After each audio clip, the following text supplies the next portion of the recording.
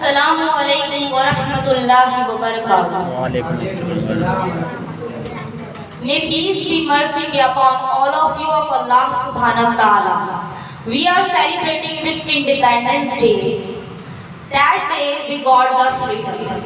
And this day we are celebrating our martyrs who have given this India to the blood. And by that blood we got the freedom.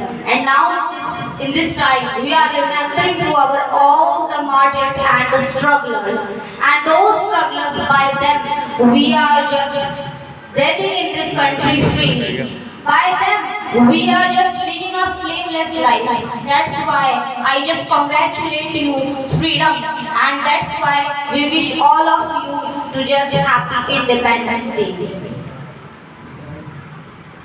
اس دیش کی حکومت نے گھر گھر ترنگا لہرانے کا حکم دے دیا ہے اور دلی کے سی ایم نے بھی اسکولوں میں بہت سارے ترنگے بٹوائے ہیں.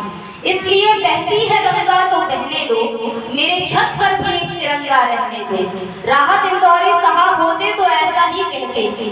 اور ہمیں فخر ہے کہ ہمارا ہندوستان سارے جہاں سے اچھا ہے اور ہم یہاں کے بسنے والے ہیں. اور ہندوستان ایک گلستہ ہے تمام دھرموں کا، تمام رسم و رواجوں کا، تمام بولیوں کا، تمام تہذیبوں کا. اور ہم اس کی بلبلیں ہیں جو چہچہاتے پرندے کی مانند ہیں.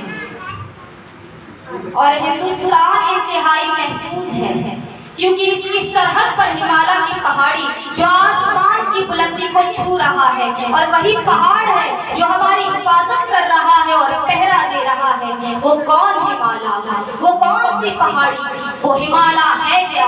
تو سنو اے ہمالیہ، اے فصیل کشمیر ہندوستان، چومتا ہے تیری پیشانی کو جھک کر آسماں. تجھ میں کچھ پیدا نہیں دینا روزی کے نشان، تو جواں ہے گردش شام و شہر کے درمیان. ایک جلوہ تھا کلیم طور سینا کے لیے، تو تجلی ہے سراپا چشم بینا کے لیے. امتحان دیدہ ظاہر میں کوہستان ہے تو، پاس اپنا ہے تو دیوار ہندوستان ہے تو.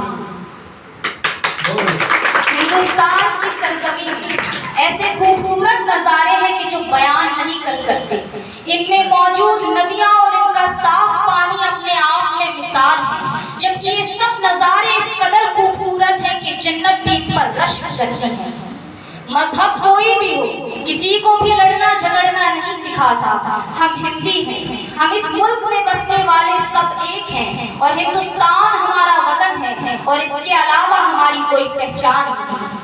یونان سے لے کر مصر اور روم کی سلطنتیں تک مٹ گئی، لیکن ہندوستانیوں کچھ تو خاص بات ہے کہ آج بھی ہم قائم ہیں.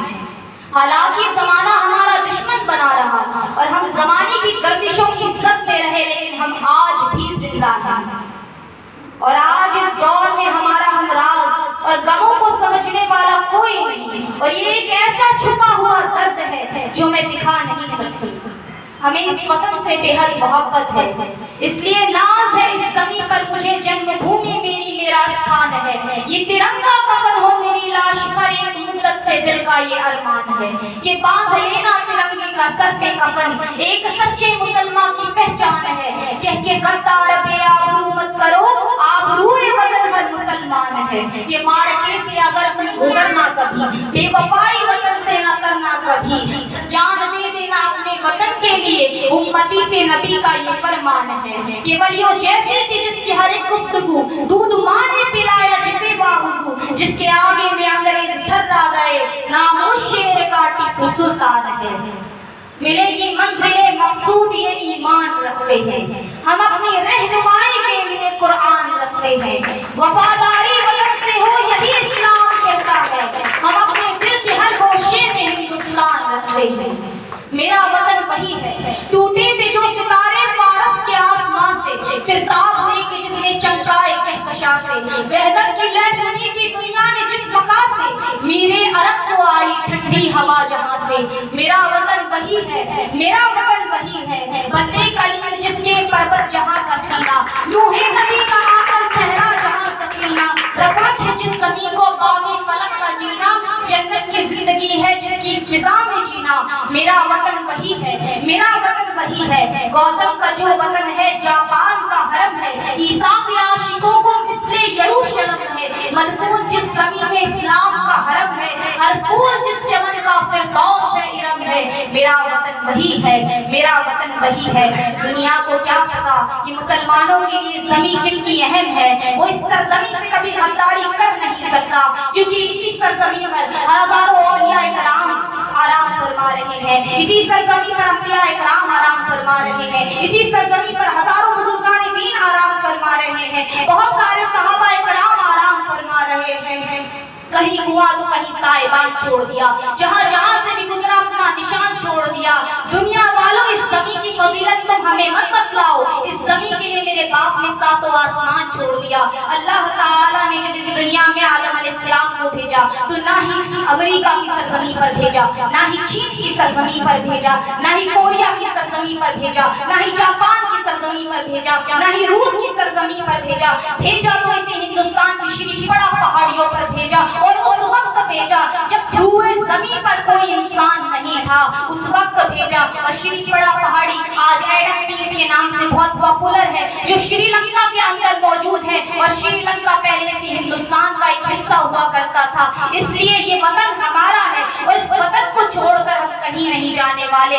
इस वतन से हमें बेहद मोहब्बत है। और सुनो मुसलमानों, जिब्रील अलैहिस्सलाम सबसे पहले से हिंदुस्तान की सरजमीं पर आए, और तब आए जब हजरत आदम अलैहिस्सलाम अंधेरे की वहशत में तारी थे, घबरा रहे थे। हजरत आदम अलैहिस्सलाम ने कहा, या अल्लाह, इतने अंधेरे में इंसान कैसे रहेगा, जबकि इंसान की आंख अपनी हथेली को नहीं देख सकती। तो अल्लाह ताला ने जिब्रील अलैहिस्सलाम को हुक्म दिया, ए जिब्रील, जाओ और आदम की वहशत को दूर करो। तो जिब्रील अलैहिस्सलाम ने कहा, या अल्लाह, हजरत आदम अलैहिस्सलाम की वहशत को कैसे दूर करूं? तो अल्लाह ताला ने कहा, जाओ और आदम के सामने खड़े होकर मेरे कलिमात को बुलंद करो, अशहदु अल्ला इलाहा इल्लल्लाह पढ़ो। और उसके बाद जिब्रील अलैहिस्सलाम ने हजरत आदम अलैहिस्सलाम के सामने जब ये कलिमात पढ़े तो हजरत आदम अलैहिस्सलाम की वहशत दूर हो गई, अंधेरा छटने लगा। तो हजरत आदम अलैहिस्सलाम ने शुक्राने के तौर पर 2 रकात फजर की नमाज अदा की, इसी हिंदुस्तान की सरजमीं पर की।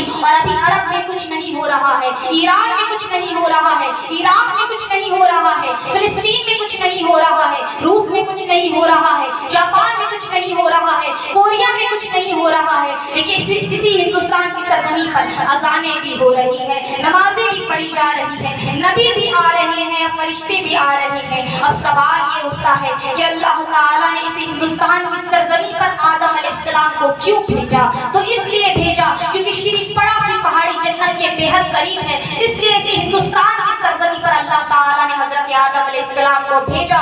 और हजरत अली रज़ी अल्लाह ताला अन्हु फरमाते हैं कि हिंदुस्तान वो सरजमीं है कि जहाँ की आब व हवा बहुत अच्छी है, इसलिए हजरत आदम अलैहिस्सलाम को इसी हिंदुस्तान की सरजमीं पर उतारा गया। और ये हिंदुस्तान तो वो सरजमीं है कि जहाँ पर आदम अलैहिस्सलाम ने सबसे पहले खेती की। और जिब्रील अलैहिस्सलाम गंदम के 7 दाने लेकर हजरत आदम अलैहिस्सलाम को देखते हैं और उन्हें खेती करना सिखाते हैं और रोटियां पकानी भी सिखाते हैं। और आज आदम की औलाद उसी तरीके से खेती भी करती है, रोटियां भी पकाती है, जैसे कि हजरत आदम अलैहिस्सलाम ने की। और यह हमें दर्स देता है कि हिंदुस्तान वो सरजमीं है कि जहाँ पर हजरत आदम अलैहिस्सलाम के कदम पड़े, हिंदुस्तान ही वो सरजमीं है कि जहाँ पर जिब्रील अलैहिस्सलाम उतरे, हिंदुस्तान ही वो सरजमीं है कि जहाँ पर ख्वाजा मोइनुद्दीन चिश्ती रहमतुल्लाह अलैह आराम फरमा रहे हैं, हिंदुस्तान ही वो सरजमीं है कि जहाँ पर निजामुद्दीन औलिया आराम फरमा रहे हैं, हिंदुस्तान ही वो सरजमीं है कि जहाँ पर बख्तियार काकी आराम फरमा रहे हैं, हिंदुस्तान ही वो सरजमीं है कि जहाँ पर आला हजरत आराम फरमा रहे हैं, हिंदुस्तान ही वो सरजमीं है कि जहाँ पर हमारे बेशुमार बुजुर्गान दीन आराम फरमा रहे हैं। तो आप अपने दिल पर यह हाथ रखकर सोचिए कि इस देश का मुसलमान गद्दार हो सकता है? हरगिज़ नहीं हो सकता, जबकि उसका नबी खुद फरमाता है कि आप जिस मुल्क में रहो उस मुल्क से मोहब्बत करो। तो क्या मुसलमान अपने नबी का गद्दार हो सकता है? अपनी नबी की नाफरमानी कर सकता है? वो अपने बुजुर्गान दीन से नाफरमानी कर सकता है? हरगिज़ नहीं कर सकता। इसलिए ये वतन हमारा है और इस वतन को छोड़कर हम कहीं नहीं जाने वाले, चाहे कोई कितनी ही कोशिशें क्यों ना कर ले हमें इसे वतन से भगाने की, इस वतन से मिटाने की। लेकिन हम ना ही भागने वाले हैं, ना ही मिटने वाले हैं, हम तो क़यामत तक रहने वाले हैं, क्योंकि तौहीद की अमानत सीनों में है हमारे। आसान नहीं मिटाना नामो निशा हमारा, दुनिया के बुतकदों में पहला वो घर खुदा का, हम उसके पास बा है वो पास बा हमारा। सारे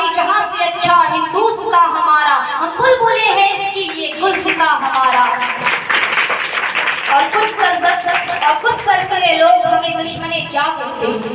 हम जो इस मुल्क की मिट्टी को भी माँ कहते हैं, तुझे खाके वतन मेरे तयम्मुम की कसम, तू बता दे जो इस सजदों के निशा कहते हैं। हमारी बेबसी देखो उन्हें हमदर्द कहते हैं। जो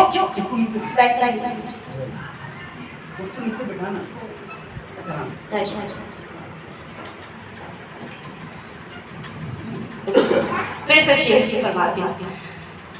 कुछ सरफिरे लोग हमें दुश्मने जा कहते हैं, हम जो इस मुल्क की मिट्टी को भी माँ कहते हैं। तुझे खाके वतन मेरे तयम्मुम की कसम, तू बता दे जो इस सजदों के निशा कहते हैं। हमारी बेबसी देखो उन्हें हमदर्द कहते हैं। जो उर्दू बोलने वालों को दहशतगर्द कहते हैं। मदीने तक में हमारे बुजुर्गों ने इस मुल्क की खातिर दुआ मांगी, किसी से पूछ ले इसी को वतन का दर्द कहते हैं।